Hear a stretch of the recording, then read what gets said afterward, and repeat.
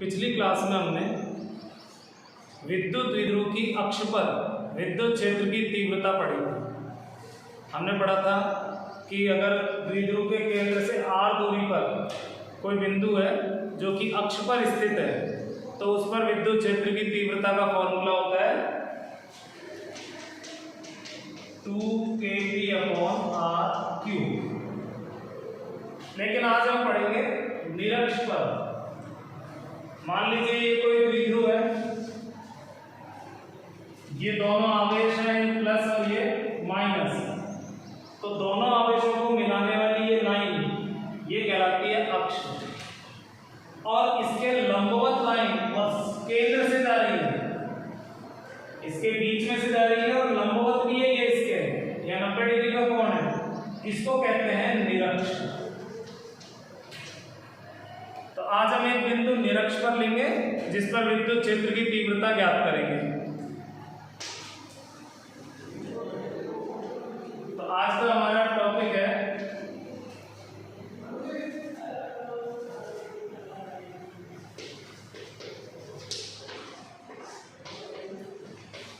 विद्युत द्विध्रुव के कारण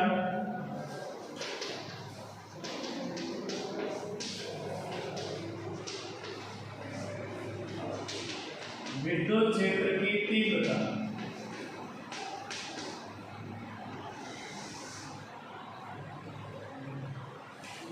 पिछले वीडियो में भी यही था टॉपिक, लेकिन पिछले में हमने पढ़ा था अक्ष में।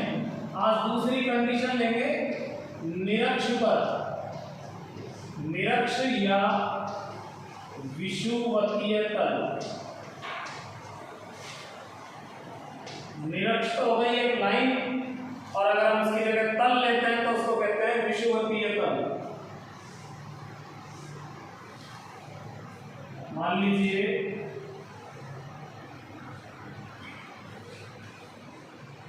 ये प्लस क्यू आवेश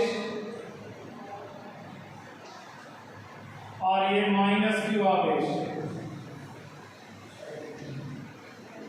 क्रमशः ए और बी बिंदु पर है। एक आवेश हो गया, दूसरा ये, और द्विध्रुव की लंबाई है 2a, जो कि हम पहले भी लेते आ रहे हैं। इसका ये केंद्र हो गया, दोनों के बिल्कुल बीच में, केंद्र को O से डिनोट कर देते हैं। हम इसके लंबवत एक लाइन खींचेंगे,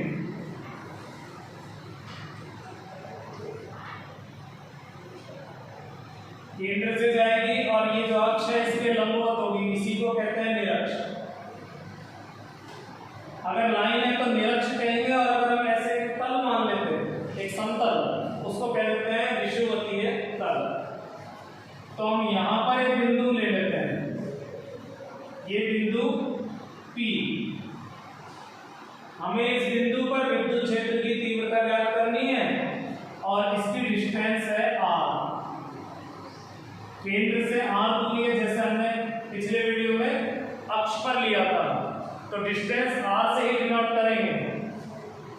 तो हम क्या लेकर चल रहे हैं, एक विद्युत द्विध्रुव है जिसके आवेश प्लस q और माइनस q है, लंबाई 2 है और विद्युत द्विध्रुव आघूर्ण p है।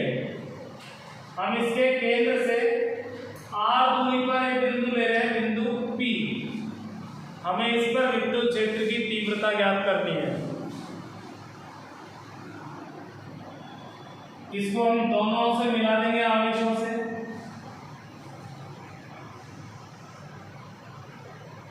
इस तरह से, और मान लेते हैं ये एंगल थीटा और ये एंगल थीटा। जब हम यहां पर तीव्रता निकालेंगे तो पहले दोनों आवेशों के कारण निकालेंगे, इसके कारण भी तीव्रता लेंगे और इसके कारण भी तीव्रता लेंगे, फिर दोनों को जोड़ देंगे सदिश के नियम से। लेकिन इसके कारण यहाँ तीव्रता लेंगे तो हमें ये दूरी चाहिए, ऐसे ही इसके कारण तीव्रता लोगे तो ये दूरी चाहिए। हालांकि ये दोनों सेम है, लेकिन एक को तो निकाल लेते हैं, दूसरी तो वही हो जाएगी। ये टोटल है 2a, तो ये आधी हो जाएगी a, ये यहां से अंदर a होगी, ये डिस्टेंस a, ये डिस्टेंस r, और यहाँ 90 डिग्री का कोण बन रहा है ये, बन गया PBO। ये एक समकोण त्रिभुज है, इसमें हम पाइथागोरस लगा सकते हैं। एक भुजा ये हो गई A, इसका स्क्वायर करेंगे, दूसरी भुजा ये हो गई R, इसका स्क्वायर करेंगे और दोनों को जोड़कर अंडर रूट निकाल देंगे, वो ये हो जाएगा। तो ये वाली भुजा हो जाएगी R square plus A square का under root, R square plus A square का अंडर रूट। ये भुजा ये होगी, यहाँ भी क्योंकि ये भुजा A है, ये R है, तो under root R square plus A square. तो ये दोनों भुजाएं अभी मतलब बिंदु P से दोनों आवेशों की दूरियां आ गई। अब हम क्या करेंगे, पहले चलो विद्युत क्षेत्र की तीव्रता दर्शाते हैं। प्लस Q आवेश के कारण यहाँ पर तीव्रता मान लेते हैं E1 और वो इस साइड होगी, ये हो गई E1।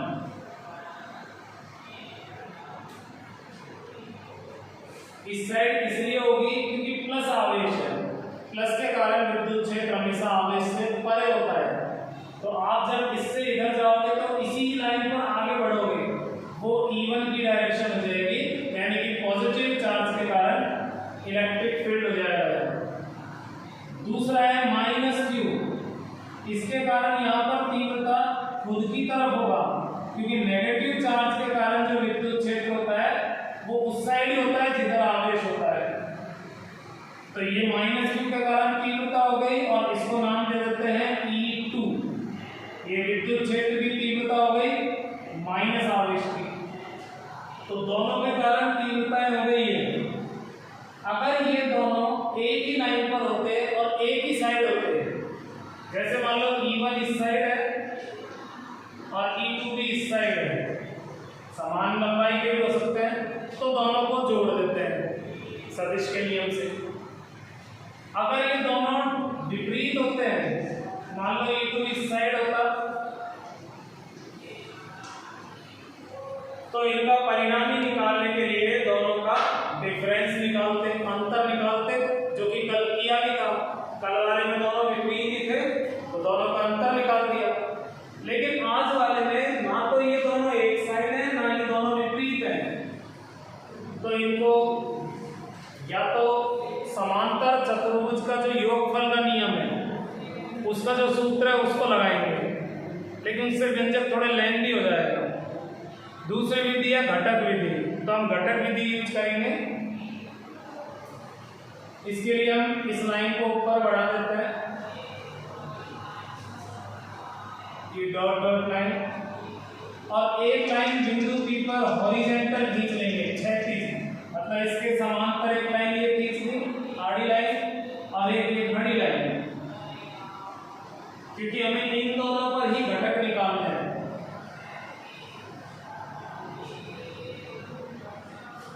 तो 11वीं में आपने पढ़ा है कि कोई भी सदिश है उसके घटक निकालते हैं। जैसे मान लो एक वेक्टर है A, तो इसके दो घटक निकालेंगे, वो भी परस्पर लंबवत, इस तरह से परस्पर लंबवत होंगे। इस तरह से लेना है कि ये आयत बन जाना चाहिए। अब इन दोनों में से जिधर एंगल दिया होता है, अगर हमें इधर एंगल दिया है थीटा, तो इधर वाला घटक हो जाएगा A cos थीटा, A के साथ cos लगा के लिख देंगे, तो ये हो गया A cos थीटा, और बचा हुआ दूसरा साइन में आ जाएगा A sin थीटा। यदि मान लो इधर वाला एंगल होता तो इधर cos लगता, इधर sin। तो ये घटक का नियम है कि जिधर एंगल है उधर cos में आएगा। ये सब चीज 11 की है, लेकिन फिलहाल मैंने दोबारा बता दी, यूज लेना है। अब हमें एंगल देखना है कि किधर थीटा है, कोई और एंगल है क्या। तो उसके लिए देखिए, ये लाइन इस लाइन के समांतर है, तो ये वाला एंगल और ये वाला एंगल बराबर होगा। ये लाइन इसके समांतर है और ये एक कॉमन लाइन हो गई, तो ये कहलाते हैं अल्टरनेट एंगल, ये भी थीटा होगा। एकांतर कोण, तो ये दोनों एकांतर कोण है, दोनों बराबर होते हैं। जैसे मान लो ये दो समांतर लाइन है और इसमें हमें ऐसे एक लाइन मिल गई है, तो ये दोनों एंगल बराबर होते हैं। ऐसा ही है यहाँ पर। ऐसे ये एंगल थीटा है तो ये वाला भी थीटा होगा, ये वाला भी थीटा होगा।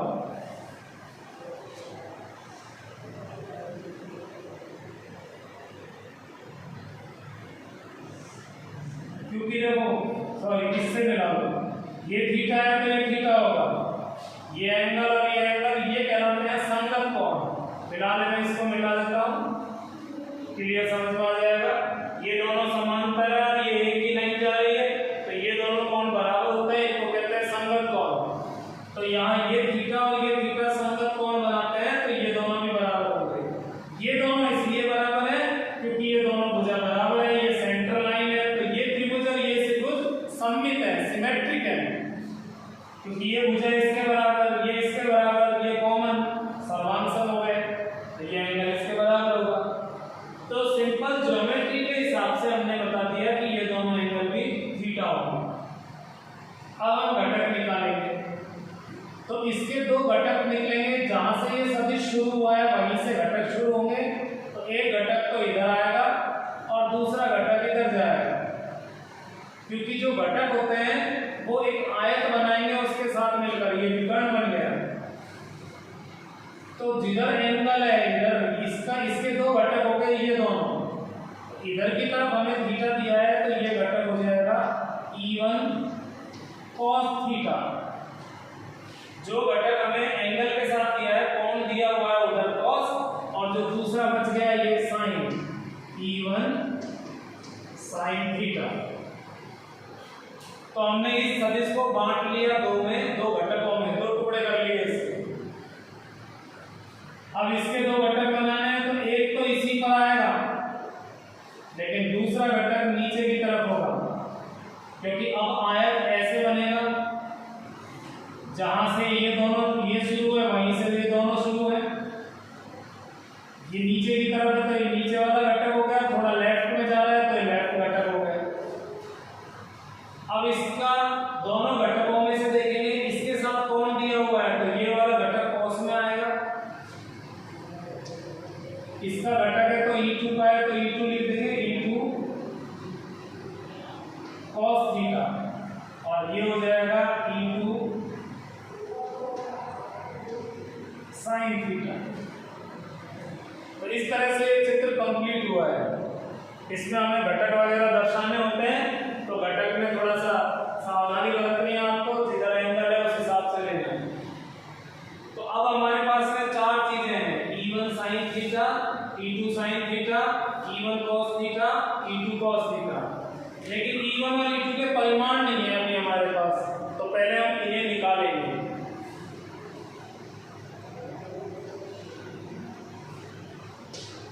प्लस Q आवेश के कारण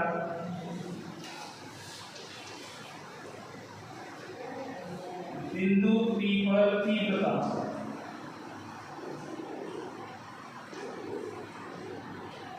प्लस Q आवेश के कारण बिंदु P पर तीव्रता, उसको हमने माना है E1। फॉर्मूला वो लगाएंगे, बिंदु आवेश के कारण तीव्रता वाला, यानी KQ/R²। बिंदु आवेश के कारण तीव्रता होती है KQ/R²। पिछले वीडियो में भी यूज किया हमने, तो ये यूज करेंगे। तो ये तीव्रता हो जाएगी KQ/R²,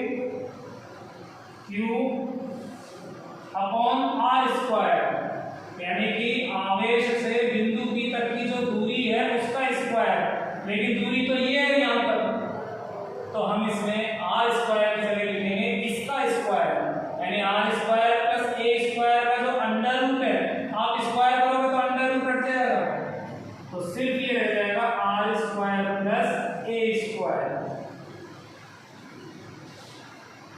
क्योंकि स्क्वायर करेंगे पूरे का तो ये अंडर रूट हट जाएगा। तो ये हो गया विद्युत क्षेत्र की तीव्रता E1, किसके कारण? प्लस Q आवेश के कारण। डायरेक्शन क्या होगी इसकी? तो डायरेक्शन इधर की तरफ है, मतलब ए से पी की तरफ जो डायरेक्शन है उसी को आगे बढ़ाया है। तो इसको लिखेंगे ए से पी की ओर।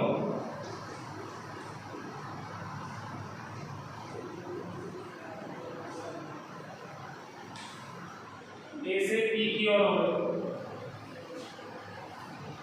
अब लेते हैं माइनस क्यू के कारण।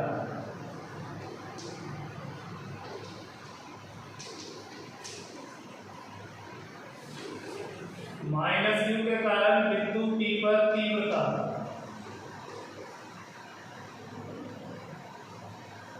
इसको हम E2 से व्यक्त करते हैं। हमने यहाँ इसको E2 माना है, लेकिन वैल्यू देखेंगे फॉर्मूला ये लगेगा KQ/R²।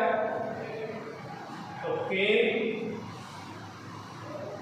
इस आवेश का परिमाण लेंगे, Q और जो डिस्टेंस है उसका स्क्वायर करेंगे। तो डिस्टेंस सेम है ये, तो आप इसका स्क्वायर करोगे R² प्लस K² पूरे पर अंडर रूट है, तो पूरे का स्क्वायर करोगे तो अंडर रूट हट जाएगा, सिर्फ ये रह जाएगा R² प्लस A²।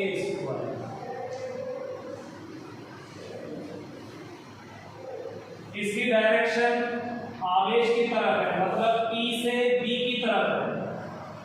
तो हम यहाँ लिखेंगे P से B की ओर।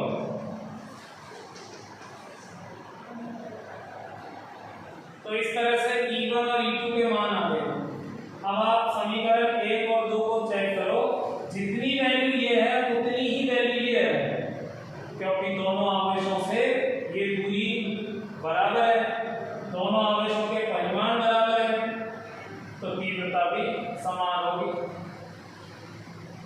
तो इस चित्र में ये जो है E1 और E2 दोनों के परिमाण बराबर है, दोनों की लंबाई बिल्कुल बराबर है, लेकिन डायरेक्शन आपको दिख ही रहा है चित्र में अलग अलग है।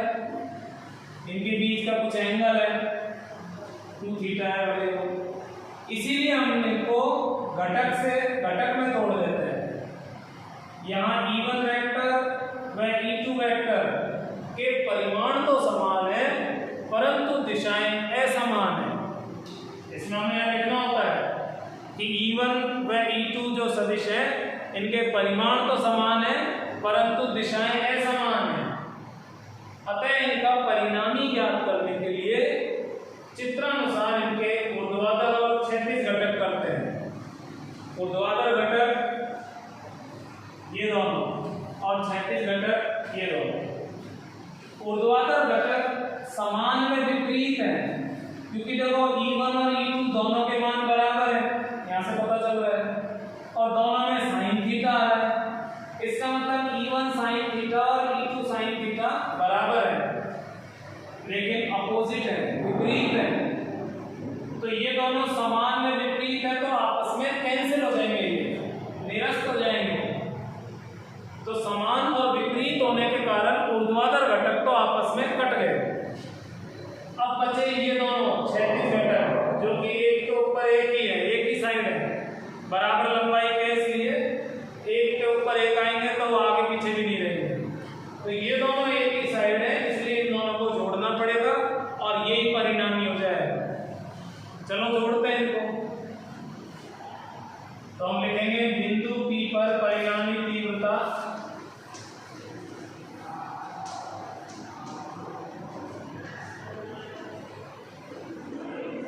बिंदु P पर जो परिणामी तीव्रता है वो होगी E1 cos theta plus E2 cos theta.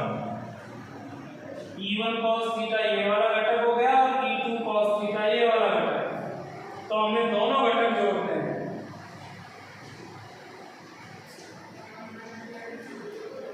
E1 cos theta plus E2 और E2, जब E1 और E2 बराबर हैं, since E2 equal to E1, क्योंकि ये दोनों बराबर है तो इस E2 को E1 ही लिख देते हैं, E1 cos थीटा।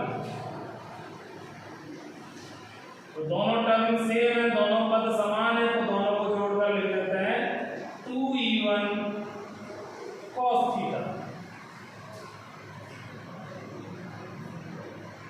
अब हमें वैल्यू रखनी है E1 का मान समीकरण 1 से रख देंगे KQ upon R square plus A square. तो KQ upon R square plus A square, ये E1 की वैल्यू हो गई और ये cos थीटा बच रहा है।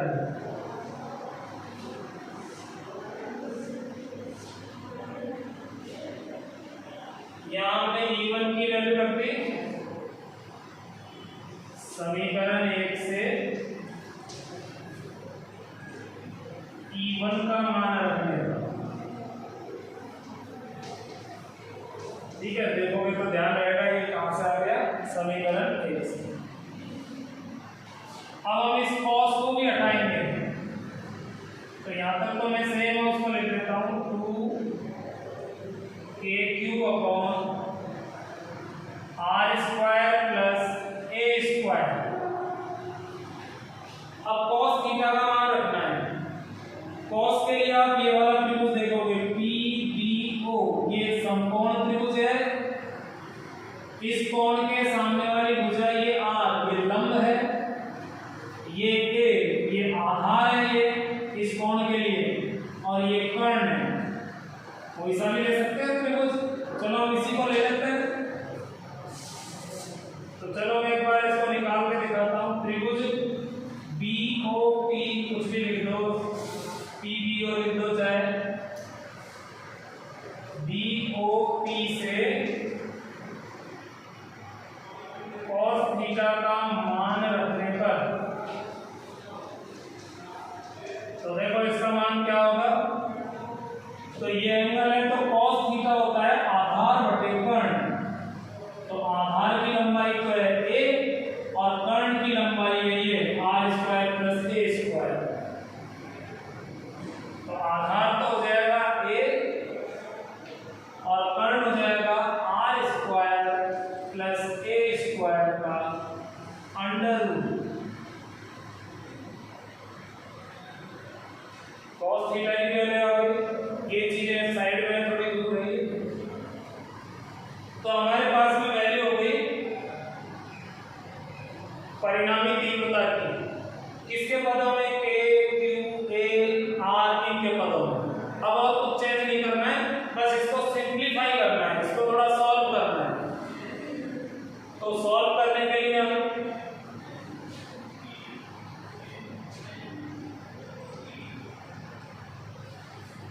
K को तो आगे आगे ले लेते हैं, उसके बाद में Q, उसके बाद में ये जो दो है मल्टीप्लाई में है, ये सब गुणा में है, तो इसको A के साथ ले लेते हैं।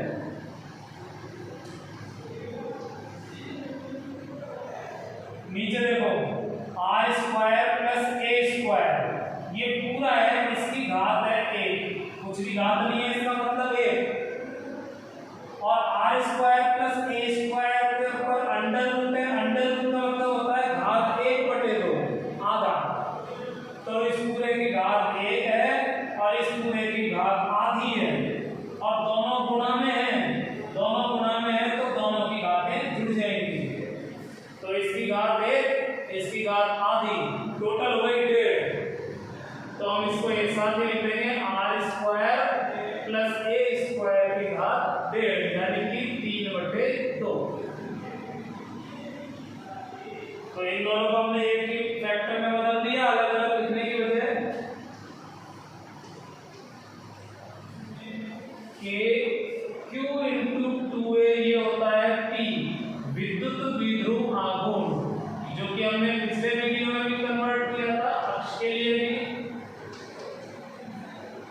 ये साइड में लिख देता हूं मैं, since Q into 2A equal to P, विद्युत द्विध्रुव आघूर्ण हो गए। अब हम एक कंडीशन लगाएंगे, यदि R is very very greater than A, A की तुलना में R बड़ा है, पहले की तरह लगा रहे हैं कंडीशन, पहले भी लगाई थी हमने। तो अगर R A से काफी बड़ा है, तो फिर ये जो नीचे है इसमें A को छोड़ देंगे, क्योंकि A इसमें जोड़ रहे हैं, A लगाएंगे तो स्क्वायर तो और लगाएंगे, तो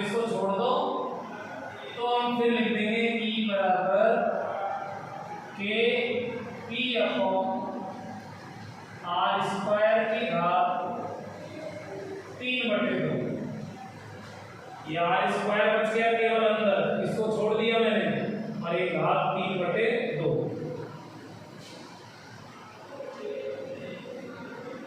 AP अपॉन घात और उसकी भी घात। तो आपस में ये जो पावर्स हैं, आपस में ये जो घातें हैं, ये गुना हो जाएंगी, तो ये 2 इस 2 से कट जाएगा, केवल क्यूब रह जाएगा, R3। तो ये फॉर्मूला आ गया विद्युत क्षेत्र की तीव्रता का निरक्षपर। हम इसको एक बार वैसे लिख के दिखा देते हैं, K की वैल्यू है 4 पाई epsilon not P upon R3। ये हो गया।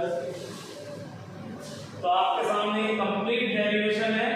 विद्युत विद्युत की निरक्षपर स्थित कोई बिंदु P है, उस पर विद्युत क्षेत्र की तीव्रता। तो हमने पिछले और इस वीडियो में विद्युत विद्युत के कारण विद्युत क्षेत्र की तीव्रता का फॉर्मूला पढ़ लिया। पिछले वीडियो में था अक्ष पर और ये है निरक्ष। अब इसमें थोड़ा सा और देखें, अगर हम इसको सदिश रूप में लिखेंगे तो कैसे लिखेंगे?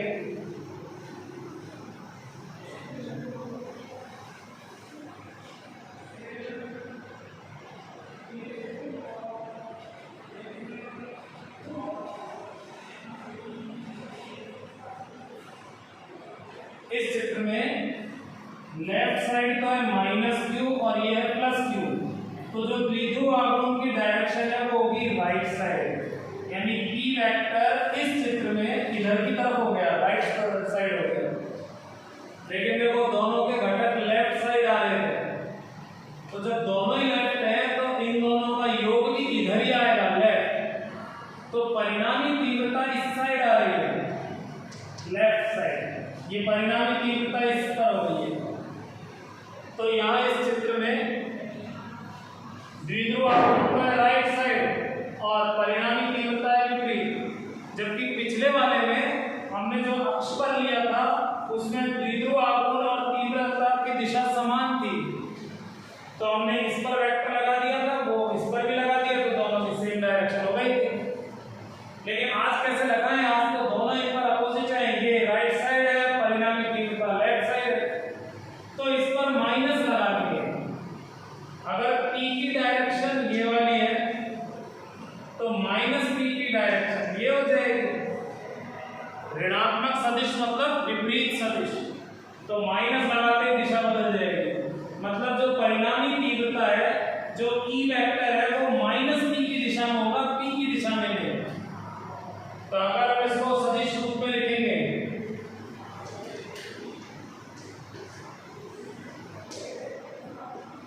तो सदिश रूप में ये हो जाएगा E vector equal to 1/4 pi epsilon naught minus P vector, थोड़ा ब्रैकेट लगा दे, R3। अगर आप ब्रैकेट नहीं लगाना चाहते हो तो माइनस को ऐसे आगे लिख के ऐसे भी लिख सकते हो। थोड़े से बस मैथमेटिक्स के रूल फॉलो करते रहना, क्योंकि अगर ब्रैकेट नहीं लगाओगे इसका तो ये तो डिफरेंस हो गया, तो अलग अलग पद हो जाएंगे। तो अगर इन दोनों पे वेक्टर लगाते हैं तो माइनस साथ में आएगा निरक्ष वाले में, क्योंकि विपरीत है। तो हमने विद्युत विद्युत के कारण विद्युत क्षेत्र की तीव्रता पढ़ी। फर्स्ट स्थिति थी अक्ष पर। अब हम अक्ष और निरक्ष में दोनों सूत्रों की एक बार तुलना करते हैं।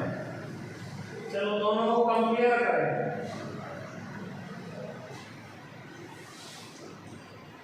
द्विध्रुव की अक्ष पर जो तीव्रता होती है वो होती है 2kP अपॉन R3, और निरक्ष पर जो तीव्रता है वो आई अभी आपके सामने है kP अपॉन R3। इसका मतलब ये है कि माध्यम समान रखें तो K समान होगा, द्विध्रुव सेम है, एक ही द्विध्रुव है तो P हो गया सेम, और दूरी बराबर रखें केंद्र से तो R समान होगा। तो इसमें 2 आ रहा है, मतलब अक्ष पर तीव्रता जस्ट डबल होती है निरक्ष से। तो समान दूरी के लिए किसी विद्युत विद्युत की अक्ष पर जो तीव्रता है निरक्ष से दुगनी होती है। मतलब अक्ष और निरक्ष पर जो तीव्रताएं हैं उनका अनुपात होता है 2:1। अक्ष पर जो तीव्रता है वो निरक्ष पर जो तीव्रता है उससे जस्ट डबल होती है। तो निरक्ष पर जो तीव्रता है आप इसको जब 2 से मल्टीप्लाई करोगे तब अक्ष पर तीव्रता के समान होगा और दूरी बराबर रखनी है। तो एक डिफरेंस तो ये हो गया फैक्टर 2 का।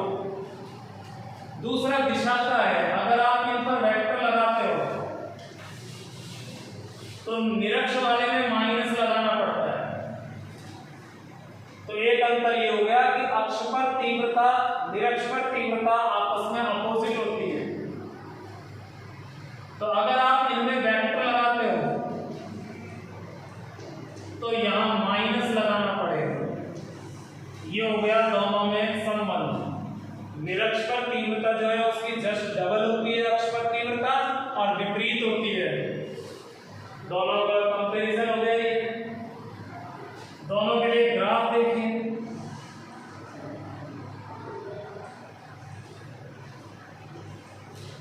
ई और आर के बीच में ग्राफ,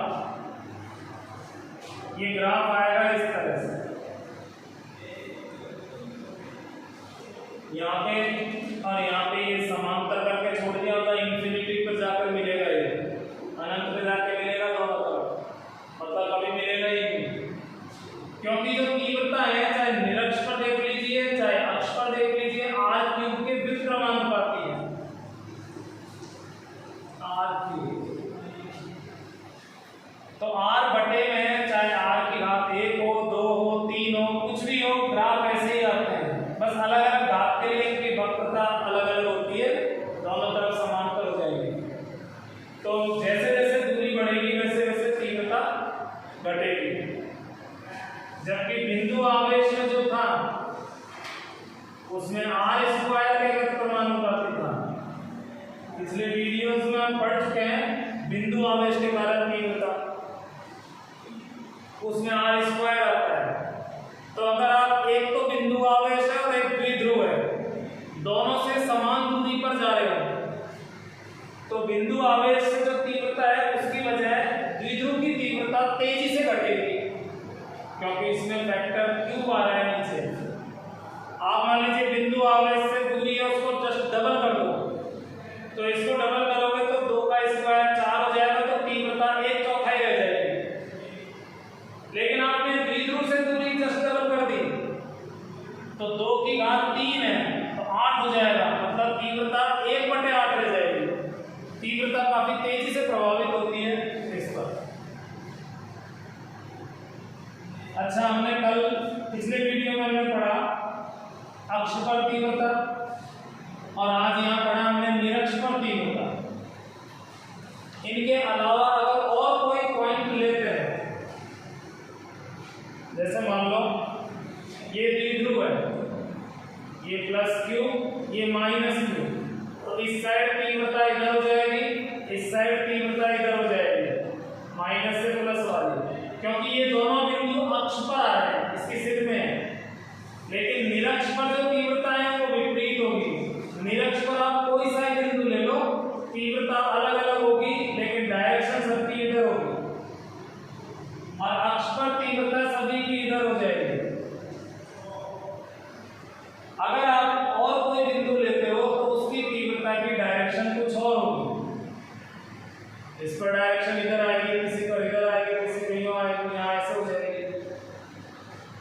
लेकिन इनके जो टॉपिक है उनको निकालने के लिए आपको ये दोनों, ये और ये दोनों का सदिश योग करके निकाल सकते हो, लेकिन वो अपने सिलेबस में नहीं है। हम केवल अक्ष और निरक्ष पर ही पढ़ेंगे। तो एनसीईआरटी में केवल हमें इतना ही पढ़ना है, विद्युत द्विध्रुव की अक्ष और निरक्ष पर तीव्रता है। तो ये टॉपिक कंप्लीट हो गया, विद्युत द्विध्रुव के कारण विद्युत क्षेत्र की तीव्रता। 2 वीडियो में कंप्लीट हुआ है ये, तो दोनों अलग अलग टॉपिक है ये। एग्जाम में दोनों में से एक बार में एक ही आएगा, क्योंकि दोनों एक साथ काफी बड़ा हो जाएगा। तो इस वीडियो में आज इतना ही। Thank you.